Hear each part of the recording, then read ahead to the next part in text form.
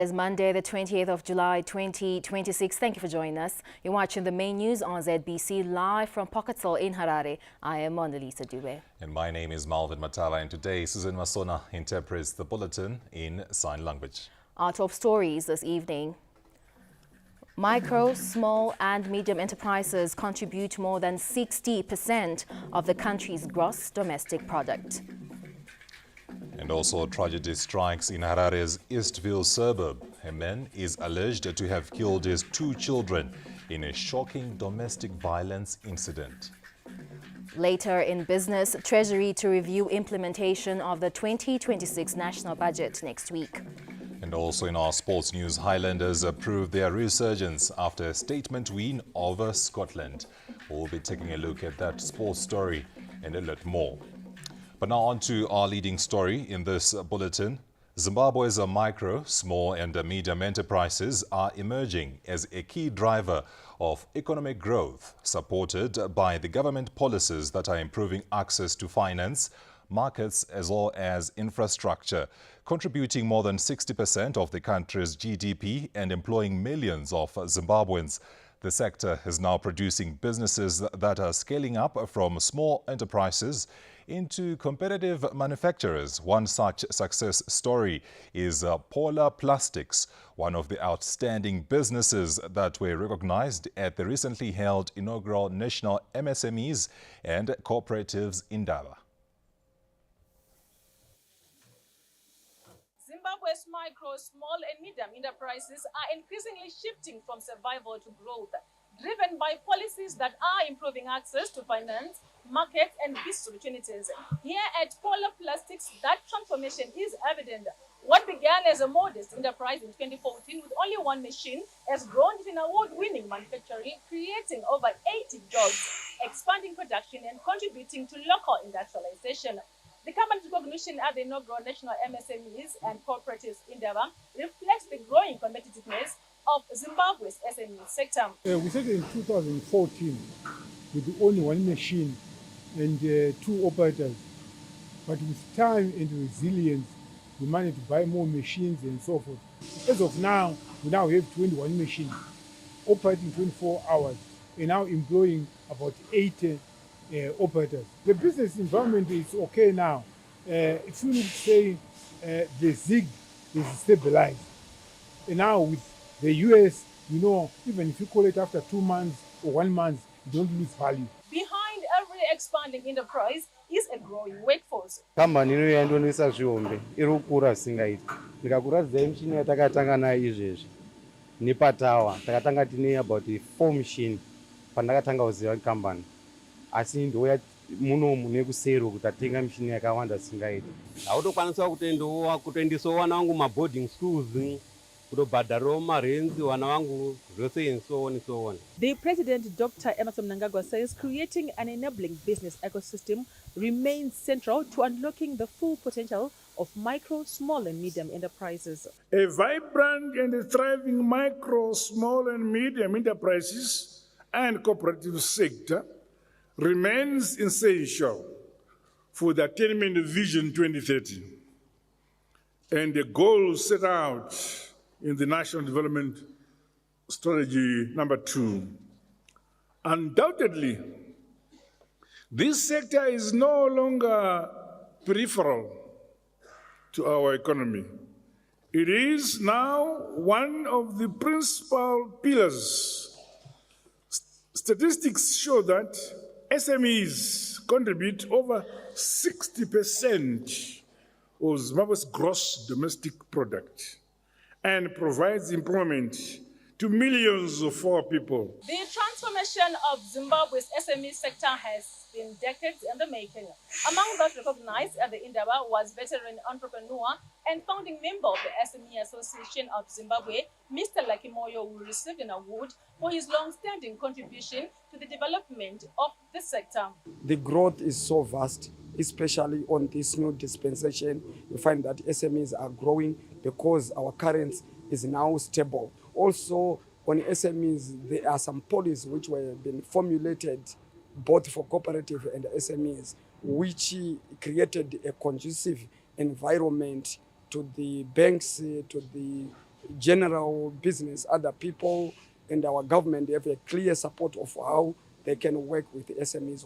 The emergence of enterprises such as this one signals more than individual business success. It reflects the growing maturity of Zimbabwe's SME ecosystem, backed by government's continued efforts to strengthen the business environment through supportive policies, improved access to finance, and expanding market opportunities. More SMEs are poised to graduate from micro to small, small to medium, and ultimately large-scale enterprises, reinforcing the sector's growing role in industrialization, job creation, and sustainable economic growth. Abigail Tembo, ZBC News, Harare. Elsewhere, the national flag carrier, Air Zimbabwe, has launched the Harare-London route, ending a 14-year absence of a direct air link between these two destinations. The arrival of Air Zimbabwe's Airbus A330 at the Robert Gabriel Mugabe International Airport from Spain this Monday marked the resumption of a direct air link between Zimbabwe and the United Kingdom, a development that travelers say reflects the national flag carrier's commitment to restoring international connectivity and strengthening the country's links with key global markets. Indonoti yakanaka because kufamba uchiti ukambofamba wondoburuka like apa taisumuka kubva munomu woenda kuAddis, then from there woconnecta apa unenge wakuenda direct zviripo. This actually brings me so much joy because it has reduced travel time. It has also reduced expenses as well. It's a very good thing now because number one, you know, when you're traveling, the laybys and stuff, and now you have to just go directly there. It's good progress for the country. Chinofadza ndechekuti tiri kutsigira nyika yedu. The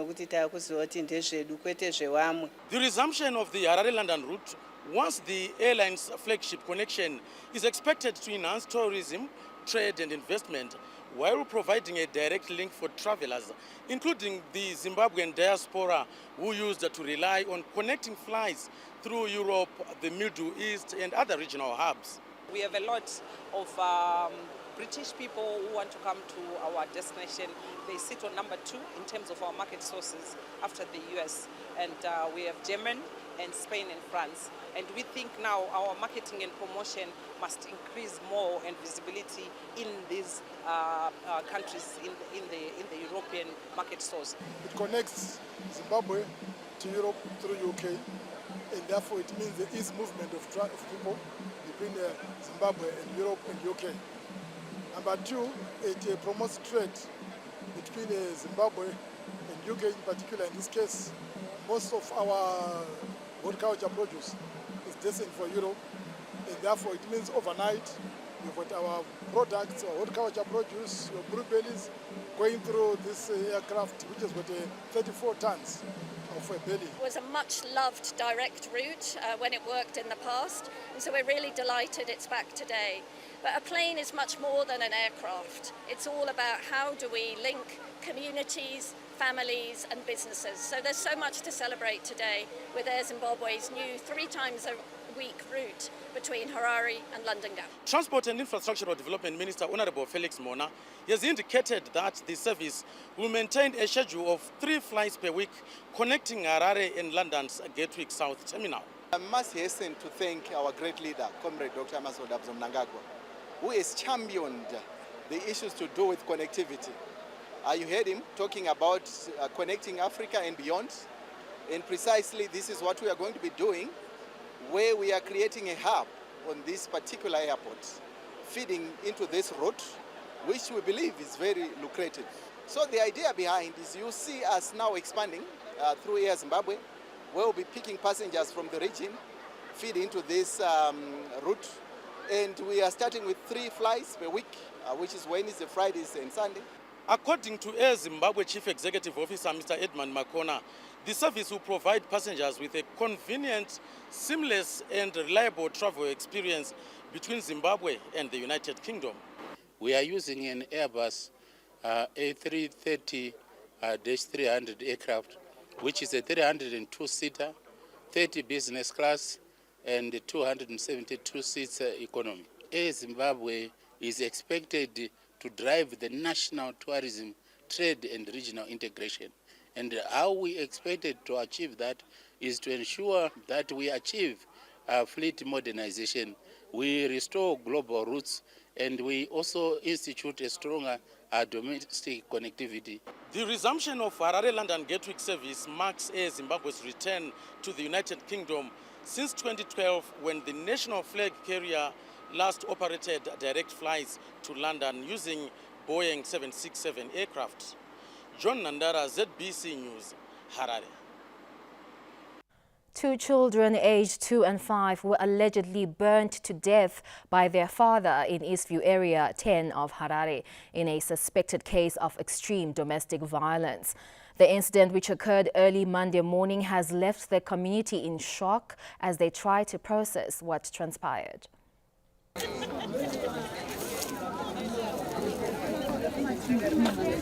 These are the charred remains of what used to be a home to 2 bubbly children. Within the last 48 hours, they were bubbly, jumping around at this homestead. But in the blink of an eye, they were heinously murdered, allegedly by their father, who burnt them in this very house, which they regarded as a safe space. This incident has left this community here in Eastview Area 10 shaken and shocked. It's one of the extreme cases witnessed in this area.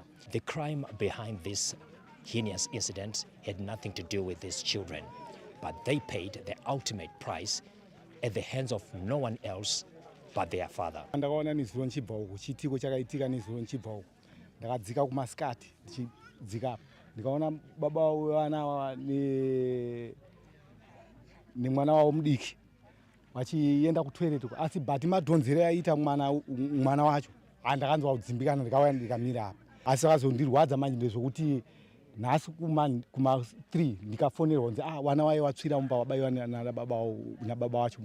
Rufuro rwacho rwangoti shoka zvokuti matsanangurwa zviri kuitwa ndichifonerwa kuseni kuma4 kunze kwakuedza kunoku ndatadza kuzvigamuchira kuti zvaitika here. Kwazosvika pakuona mwana afa zvakadai so zvinorwadza unosvisvikana kusvika kwekupedzesera, saka ndanzwa kubatikana zvakanyanyisa semubereki. Vana ava taitogara navo titovaona everyday vari kumba kwambuya avo, saka patazvinzwa zvatinetsa wana waya wataiona everyday. As I stand next to this burnt homestead, I can feel the pain and the deep scars that this community is feeling.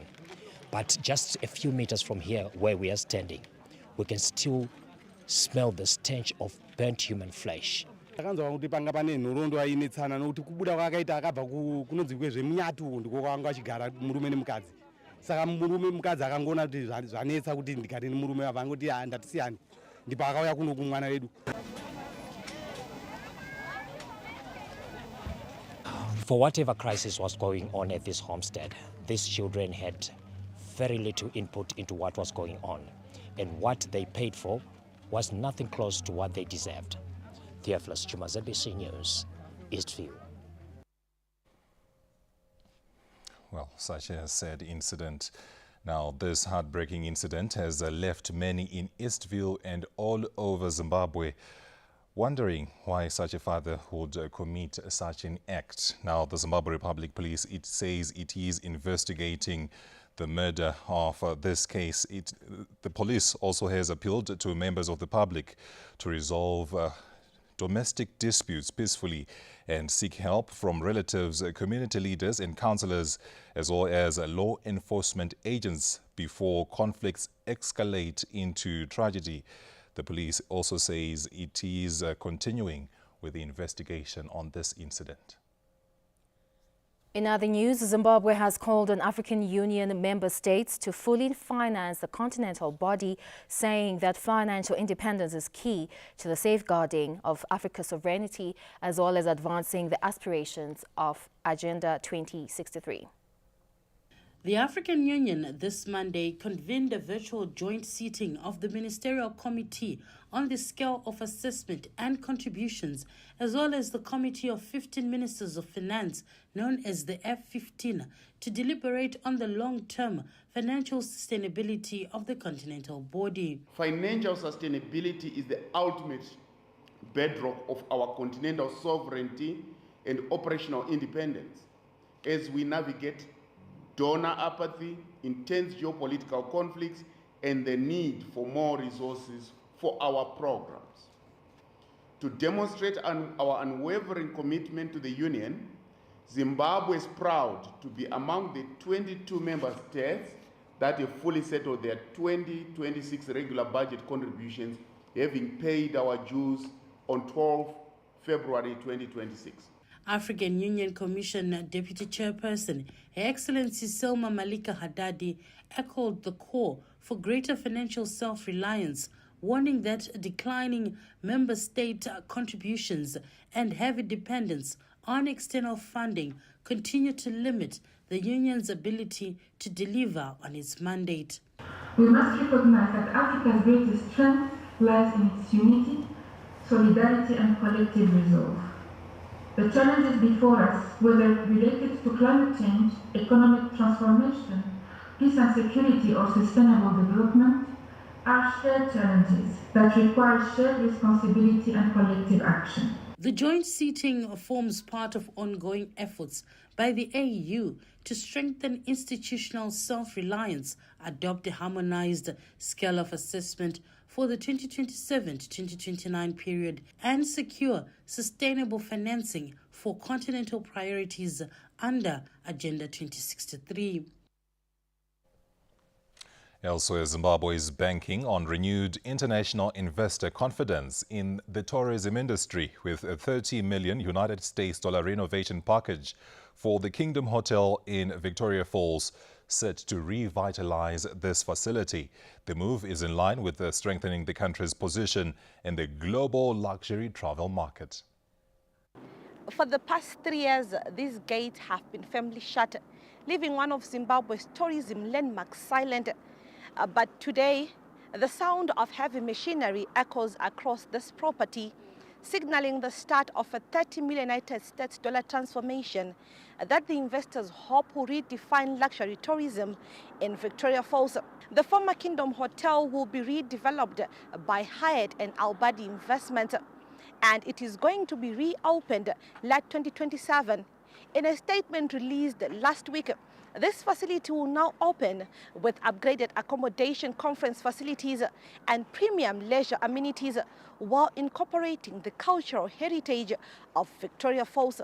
To truly understand the meaning of this investment beyond the construction site, we had to go to the people whose livelihoods dependent on the Kingdom Hotel, and for the downstream industries.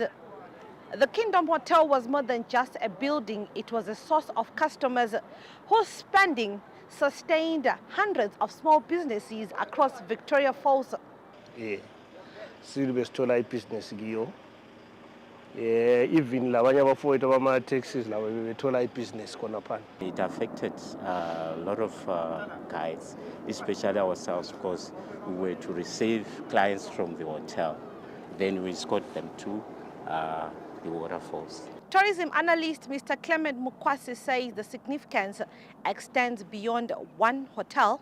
It's actually a stamp of confidence in the destination, not only Victoria Falls, but in the destination Zimbabwe. With major international brands now capturing Zimbabwe's premier destination, the government is now betting on big luxury upgrades to skyrocket national tourism revenue. Whilst we are driving our MICE tourism to drive the economy of tourism in Zimbabwe, all those people who will be coming will come and stay at Grand Hyatt, will come and stay, of course, in other hotels. But just seeing Grand Hyatt on the list of hotels in Victoria Falls boosts confidence and growth for our tourism in the country. A pipeline of luxury hotel developments are already reshaping Victoria Falls, signaling that global investors increasingly see Zimbabwe not simply as a safari destination, but as one of Africa's emerging premium tourism and hospitality markets. Yolande Moyo, ZBC News, Victoria Falls. The government ban on raw material is paying off after Zimbabwe recorded a growth of over 80% in the first 6 months of the year. This comes amid revelations that the country's exports rose to $2.5 billion in the first 6 months of the year from the $1.3 billion that was recorded during the same period last year. The country's only trading agency of minerals except gold and silver, that is the Minerals Marketing Corporation of Zimbabwe, MMCZ, indicates a growth in overall mineral export earnings since January this year. The data reveals that PGM maize, spodumene concentrates and PGM concentrates all accounted for over 70% of the overall mineral export receipts since January this year. According to the Minister of Mines and Mining Development, Dr. Polite Kampamura, Zimbabwe's value addition and beneficiation strategy is facilitating the growth in overall mineral export earnings. In February, government effected a ban on unbeneficiated minerals.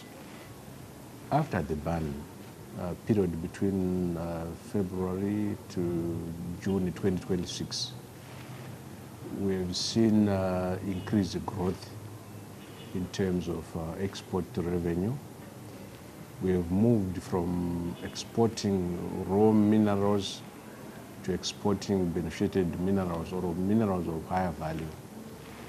I'm happy to report that the industry is heeded to government's call to local beneficiation and value addition.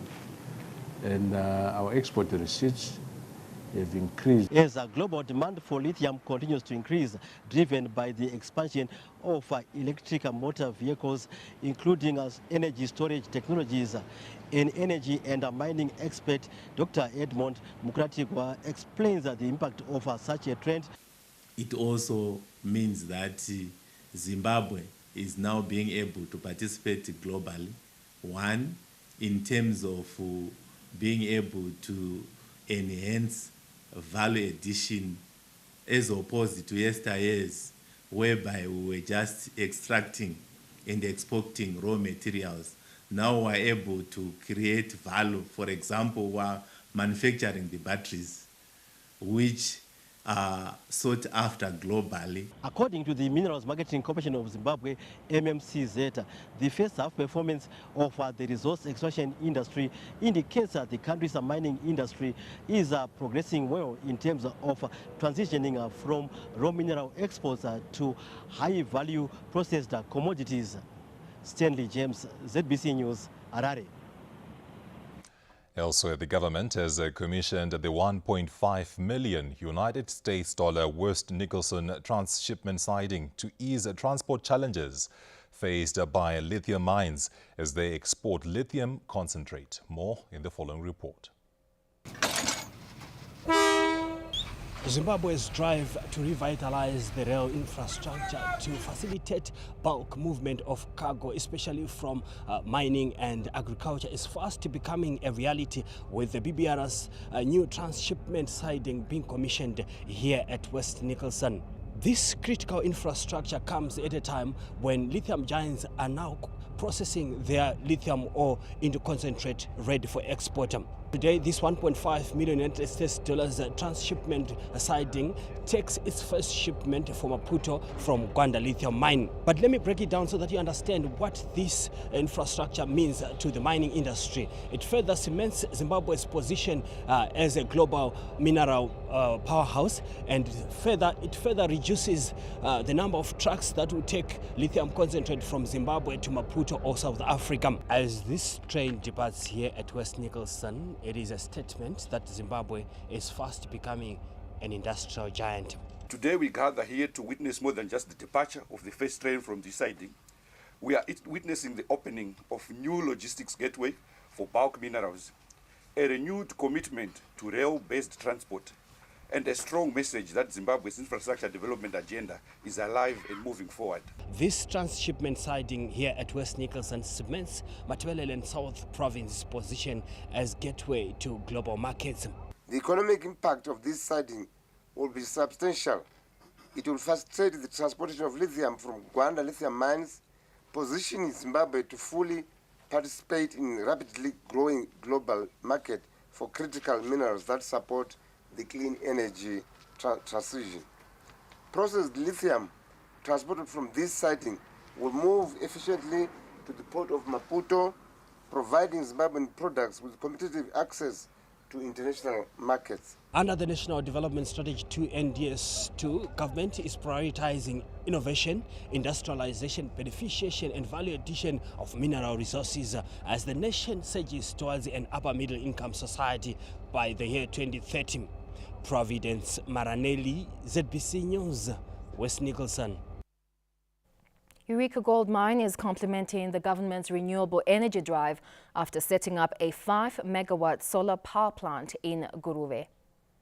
Eureka Mine has moved a step closer towards energy self-sufficiency after completing phase 1 of its solar power plant that will generate 5.4 megawatts of energy. The Guruve community is excited that it will reap benefits from the project, which has a total planned capacity of 16.4 megawatts, half of which will be fed into the national grid once net metering is operational upon project completion. Tinoona kuti nhau yaitwa yeproject yemasola ichabatsira zvakanyanya, especially even your mine yacho ikaonawo backup yesola zvinoratidza kuti vachange vasingadisturbekewo maoperations avo, zvinozoita kuti varambe vachibatsirana necommunity yedu zvavanoita. Kubva payakavhurwa haisi kumira, izvo zvitatwa neclinic, izvo zvitatwa nesecondary neprimary.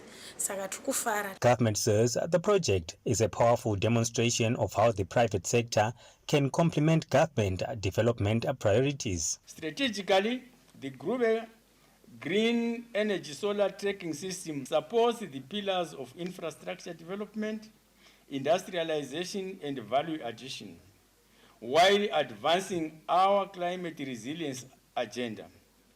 By harnessing solar energy, we are not addressing immediate power challenges, but also laying the foundation for a greener, more sustainable economy. Zvino chokuita negwara redu development NDS2 iro rinova vheko yatakatarwa nemukuru kuti takatedza zviga zvirimo by 2030 mumwe nemumwe anenge apa middle income. Solar energy projects set up the plant comprising 42 solar panel arrays, 7 inverters and a 5.5 megawatts substation tied directly into Eureka's grid. The plant is completely ready for commissioning. We've tested it was working perfectly. So total cost of the project will be around 12 to 15 million, and right now investment is probably above 4.5 million, I'd say. The plant utilizes the latest solar tracking technology where the panels follow the sun's movements, giving 10 to 11 hours of sun compared with 6 hours derived from the standard north-facing static panels. The installation of the solar tracking power plant dovetails with government's renewable energy policy as well as the rural industrialization drive. Tapiwa Machemedze, ZBC News, Guruve. From Tapiwa's report, Memory Chamisa reports on how the government is actively coordinating the repatriation of its citizens in South Africa as anti-immigrant tensions persist in the neighboring country. Murume namusiya South Africa. Zveshe zvakasara because hapana chinhu zvindakakwanisa kubudisa. Nangotiwo kuna baba kana mazosarawo mechizotera kana zvazoitawo vazokurudzirwa kuya zvedu zvinonga zviri South Africa. Chipho Chabanga's story is one of the many that depict the severity of the xenophobic attacks in South Africa that has affected women and children.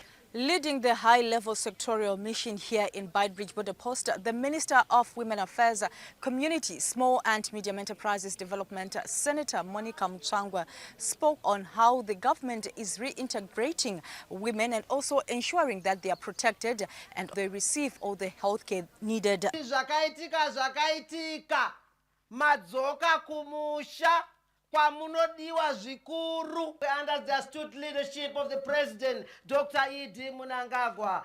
There is hope. My ministry actually helps those who want to start businesses, taking the database of what you are able to do, the skills. We want to help you start your businesses. Development partners have reaffirmed their commitment in complementing government efforts, especially towards women and children's integration into the system. We are actually undertaking this high-level mission led by the Minister of Women Affairs as the UN family, focusing on strengthening the gender-responsive and gender-based violence response to these returnees. And this donation today is just a token, a symbolic token of our commitment to the government of Zimbabwe as we work together to support the returnees coming back to Zimbabwe. Over 100,000 families have since returned home from South Africa since May 2026. His Excellency President Emmerson Mnangagwa has since authorized exemptions on returning families, allowing one personal motor vehicle per family and business equipment duty-free. Memory Chamisa, ZBC News, Beitbridge Border Post. And in exciting news, ZBC television content and radio stations are now available on our new OTT platform, Z+. Download the Z+ app today from the Apple Store or Google Play Store and stay connected wherever you are.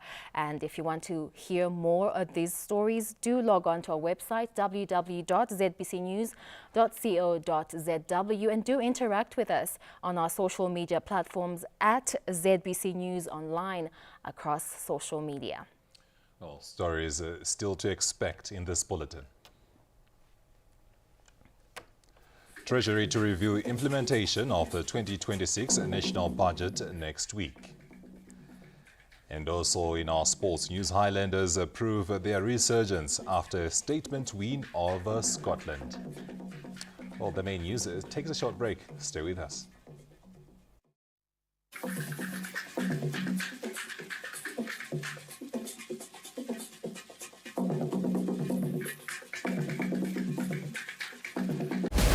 For 22 years, the old Arsenal artillery has lain silent and dormant, but the fuse is about to go boom!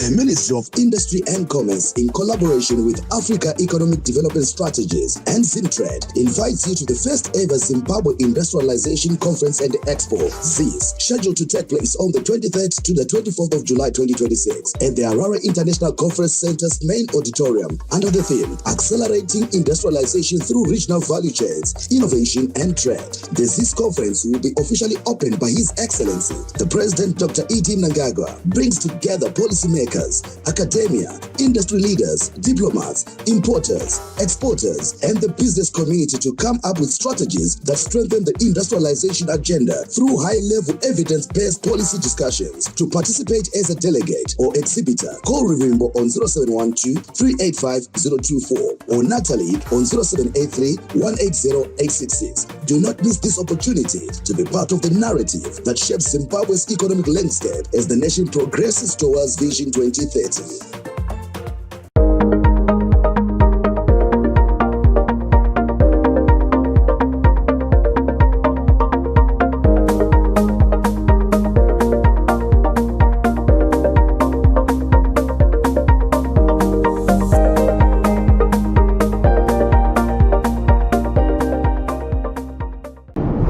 We've always known what it takes to grow, but this is what it feels like to finally step inside the dream.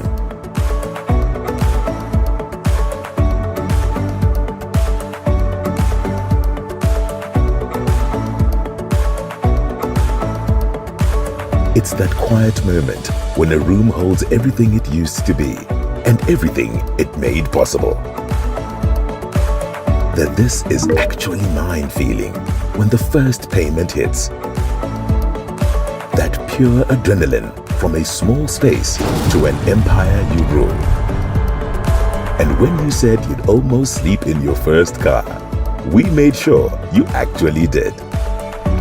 Plans may adapt, circumstances will evolve, but your growth, that's non-negotiable. Bank on growth with Stanbic Bank Zimbabwe. Zimbabwe is our home, and we drive her growth. Stanbic Bank is a registered commercial bank and a member of the Deposit Protection Scheme. Beneath our soil lies more than mineral wealth. It is opportunity, innovation, and the foundation of Zimbabwe's industrial future. From resource extraction to value addition, manufacturing, transport, and energy, Zimbabwe is driving growth through mining value chains. And every year, the leaders shaping this future gather under one roof. Welcome to MineEntra 2026, the premier platform where mining companies, suppliers, investors, innovators, and policymakers connect, collaborate, and unlock new opportunities. Join us from the 29th to the 31st of July 2026 at the Zimbabwe International Conference and Exhibition Smart City in Bulawayo. Exhibit at MineEntra 2026 to expand your network and grow your business. Register your attendance today. MineEntra 2026. Unearth, transform, prosper. Anchoring economic transformation through mining value chain.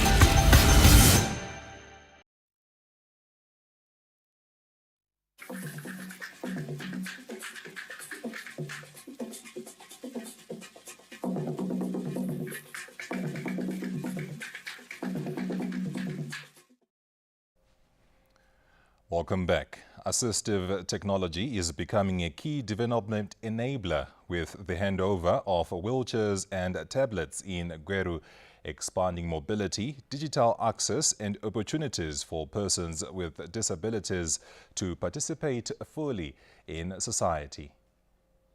The journey towards inclusion often begins with the right tools, and here in Gweru, assistive devices from government are expected to change lives through restoring mobility and expanding access to the digital world.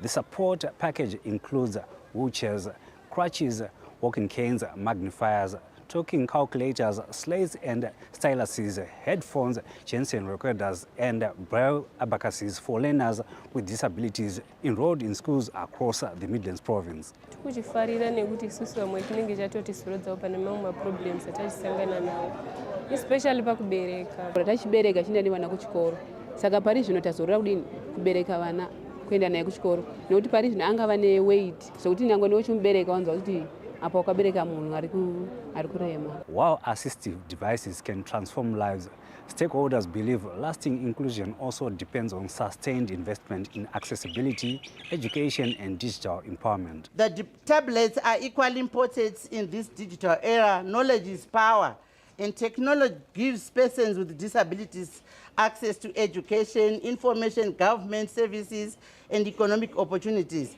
For government, assistive technology is an investment in inclusion. This event showcases the Second Republic's commitment towards provisions of inclusive equality, heritage-based education 5.0 that underpins attainment of resource-based and knowledge-driven upper middle income economy earlier than 2030. When mobility is enhanced and barriers are removed, opportunity follows. That is the lasting impact these assistive devices are expected to deliver. Wellington Makonese, ZBC News, Gweru. The government has rallied traditional leaders to serve as development agents in their communities and play an active role in the attainment of Vision 2030.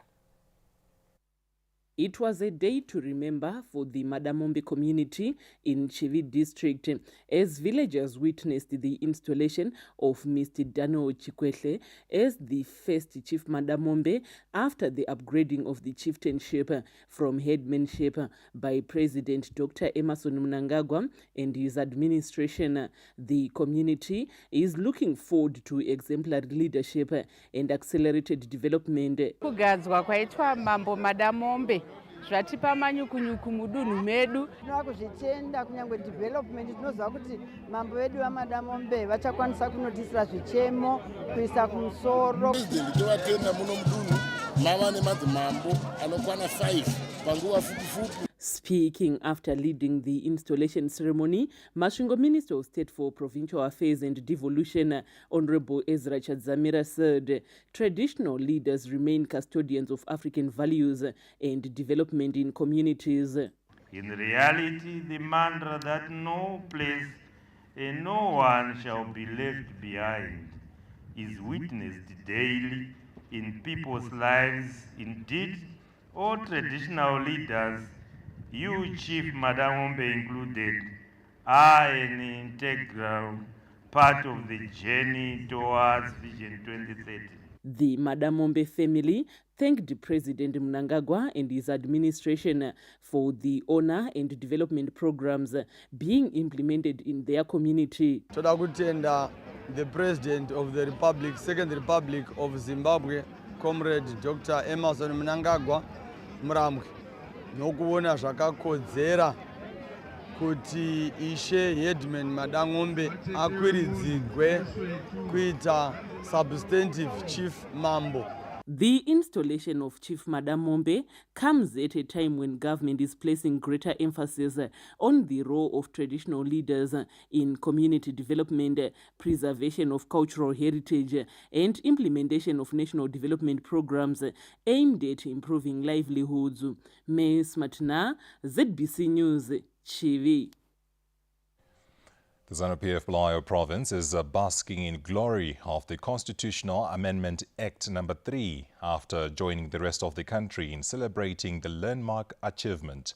More from the following report.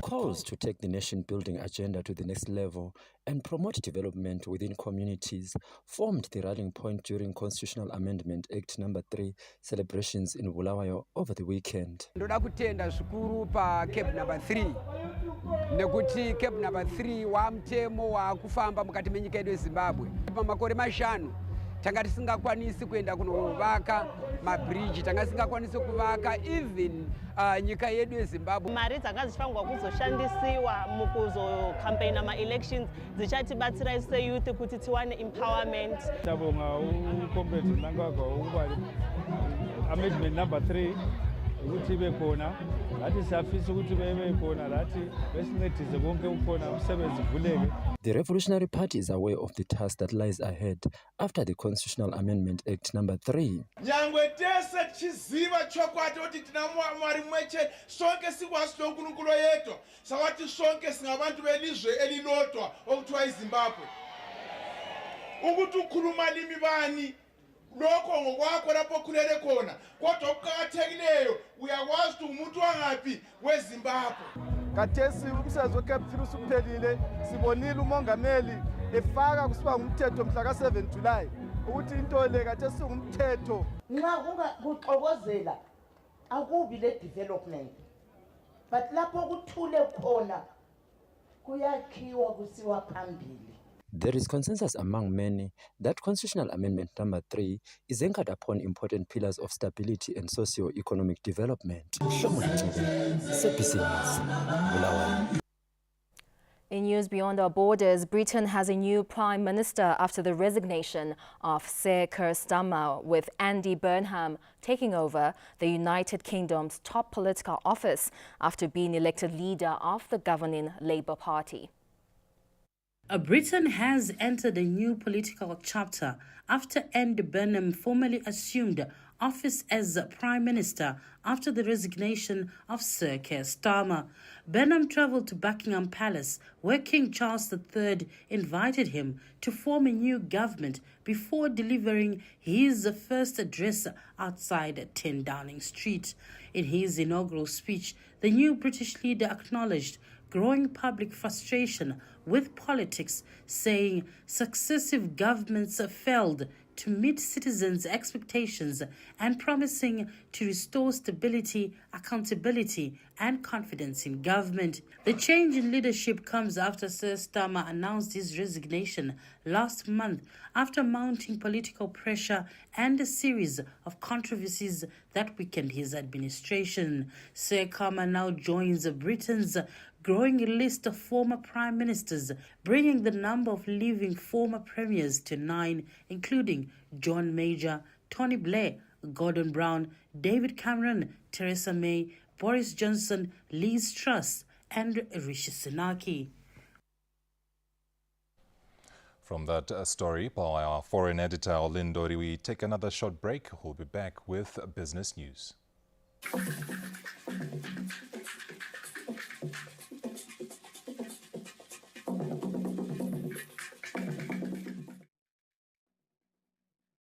Starbright is back. Bigger, louder, life-changing. Do you have what it takes to be a star? This is your moment to shine. Stand a chance to win $3,000 cash plus a residential stand, a recording contract, and many other exciting complimentary prizes. For one life-changing winner, all it takes is a bold decision. Registration is only $5 per person. $5 could unlock your future. $5 could launch your dream. So, what are you waiting for? Register now for only $5 using our easy WhatsApp registration system. Simply send hi to the official Starbright WhatsApp number 0786-259-971. Follow the prompts to submit your details. Upload your audition video directly on WhatsApp, less than 60 seconds long. Make your payment. Receive instant confirmation of your registration. It's fast, simple, and convenient. Thousands will audition, but only a few will rise to greatness. Don't watch others become stars while you stay in the shadows. This could be your season. This could be your breakthrough. This could be your Starbright moment. Starbright, Season 14. It's your time to shine. For 22 years, the old Arsenal artillery has lain silent and dormant. But the fuse is about to go boom!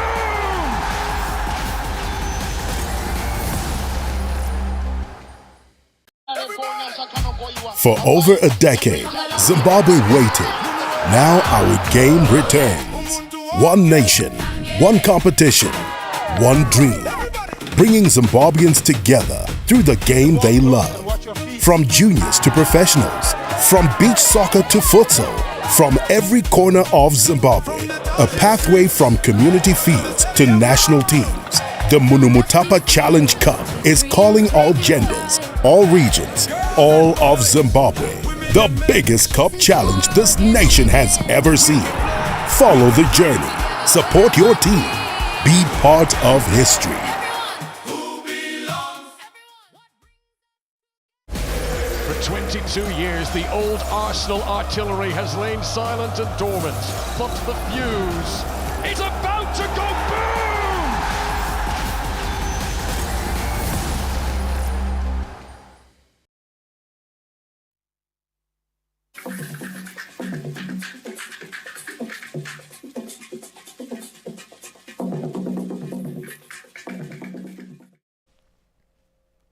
Welcome back. You're still watching the main news. We now take a look at business, where Treasury is expected to review the implementation of the 2026 national budget on Thursday next week.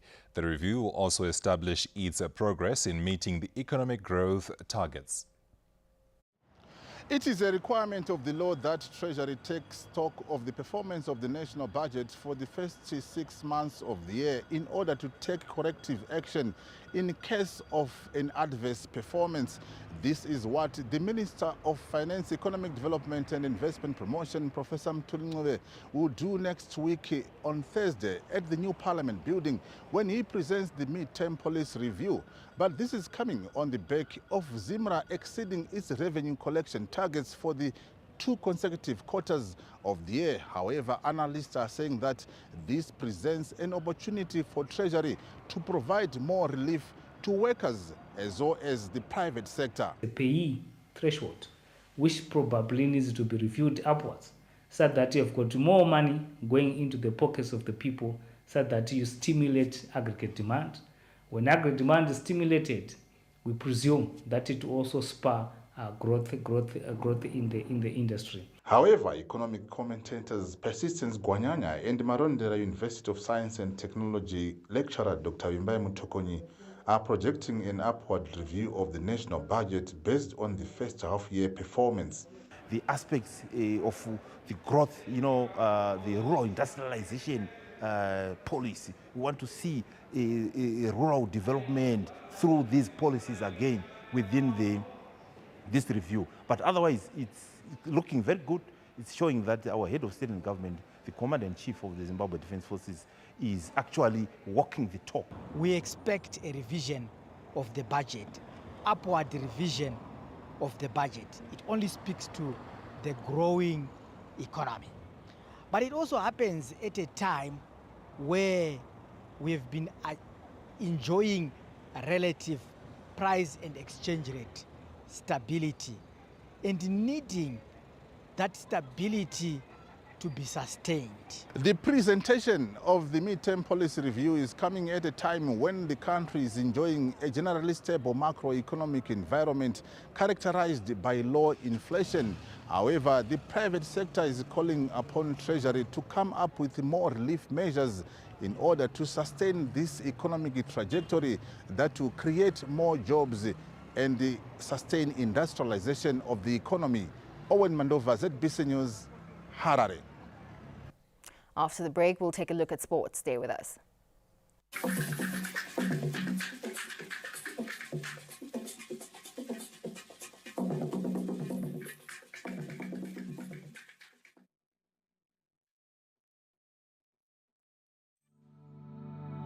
The Zimbabwe Broadcasting Corporation is inviting suitably qualified persons to fill in the positions of licensing inspectors that have arisen in our various offices dotted around the country. The incumbents shall report to the senior license inspector at their respective stations and are responsible for the inspection and selling of valid licenses to listeners, viewers, and dealers.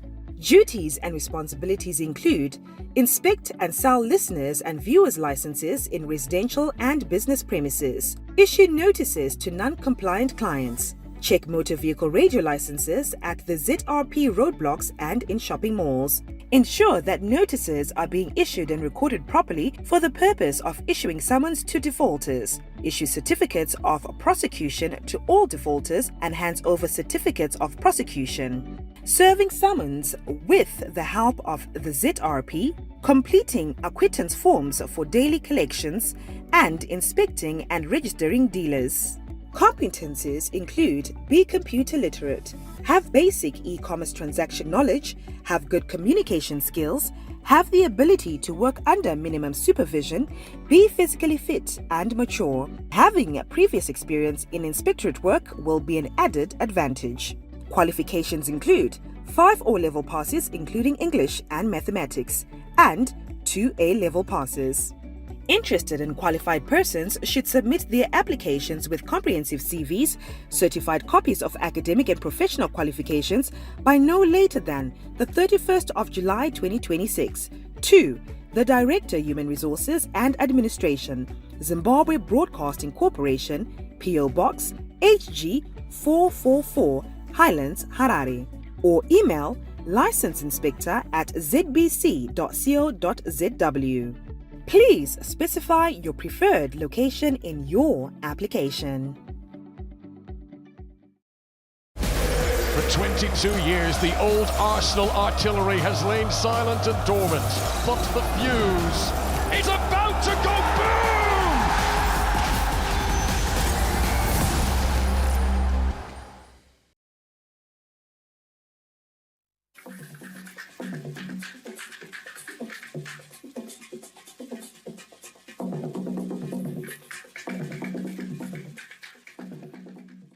Thank you for staying with us. We now look at sport, where Highlanders coach Benjani Ngwaruwaru is walking with a spring in his step after a statement victory which ended Scotland's 9-match winning run.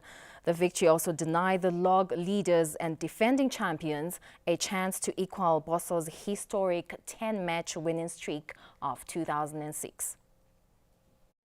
Records are made to be broken, but on Sunday, Highlanders had other ideas.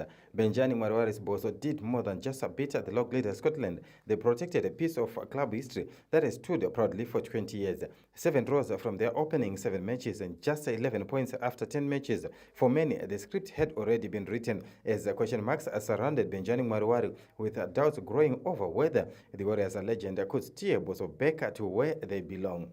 But football rarely follows that script. After 20 matches, Highlanders had climbed to 32 points, collecting 21 points from their previous 10 league games to transform a stuttering start into a genuine resurgence. 3 matches later, that steady rise produced its defining moment. Highlanders now sit 6th on the table with 37 points and only 2 defeats all season. Their latest victory was far more than just 3 points. Standing in Boso's way was a Scotland side that has become the league's dominant force, 9 consecutive victories, 9 consecutive clean sheets, 23 goals scored without conceding. Scotland arrived at Barbourfields chasing history. One more victory would have equaled the Highlanders' legendary 10-match winning streak set by the 2006 championship winning side. But instead, they ran into Highlanders' team determined to protect its legacy. With tactical discipline, resilience and unwavering belief, Boso became the first side in 10 matches to breach Scotland's defence and the first to stop their relentless march. For Benjani Mwarwari, it was undoubtedly the biggest victory of his coaching career. He did not only halt the league leaders, but also ensured that one of Highlanders' proudest records remains untouched. The league title may have eluded Boso since 2006, but on Sunday, they proved that while championships can fade into history, legacies are protected on the pitch. Lawrence Trusida, ZBC News, Harare. The 2026 FIFA World Cup ended in New Jersey on Sunday, with Spain being crowned champions after beating defending champions Argentina by 1-0 after extra time. Now, from records to milestones, we look at the 5 numbers that defined this tournament. Number 1, Kylian Mbappe became the first player in FIFA World Cup history to win the Golden Boot at 2 consecutive tournaments, finishing as the top goal scorer. The French captain scored 10 goals in 8 matches to claim the award, further cementing his status amongst football's greatest performers at the global stage. Number 2, 16 years after lifting their first World Cup trophy in 2010, Spain returned to the summit of the world by claiming their second global title. Their 1-0 extra time victory over Argentina in the final completed a remarkable journey and confirmed a new chapter in Spanish football history. Number 3, the 2026 FIFA World Cup became the first tournament hosted across 3 countries, the United States, Canada, and Mexico. From packed stadiums to a global audience, the tournament showcased football's ability to unite nations and cultures on the biggest stage. Number 4, the expanded 2026 FIFA World Cup welcomed 4 debutants, Cape Verde, Curacao, Jordan, and Uzbekistan, each making their first appearance at football's biggest showpiece. Cape Verde stood out as the only first-time participant to progress beyond the group stage before elimination by eventual finalist Argentina. Brazil continued to hold the distinction of being the most successful nation in FIFA World Cup history, with their 5 championships setting the benchmark for excellence. While Spain celebrated a second crown in 2026, Brazil's 5-star legacy remains the standard every football nation continues to chase. Lawrence Trusida, ZBC News, Harare. In other news, Zimbabwe's top referee Brighton Chimene has been appointed as a video assistant referee for the 2026 Women's Africa Cup of Nations in Morocco. Chimene's appointment comes after he served in the same role at last year's Men's Africa Cup of Nations, highlighting CAF's continued confidence in the Zimbabwean official. The Zimbabwe Football Association hailed the appointment as recognition of Chimene's professionalism and a reflection of the growing stature of Zimbabwean refereeing on the continent.